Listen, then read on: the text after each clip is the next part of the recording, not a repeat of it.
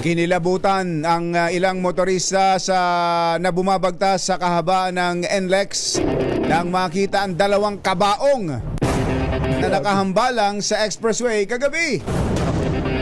Laking takot siguro ng mga motorista. Ayun nga pala, kulay puti pa.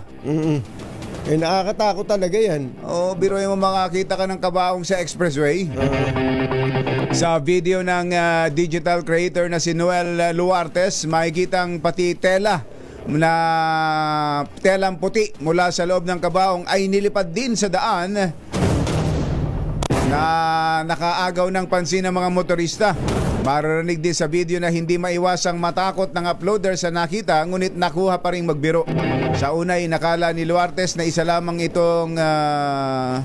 isa lamang ang kabaong, pero habang papalapit ay dalawang kabaong pala ang nasa highway. Napag-alaman na nalaglag mula sa isang closed van ang dalawang kabaong na i-deliver sana sa Marikina galing Pampanga.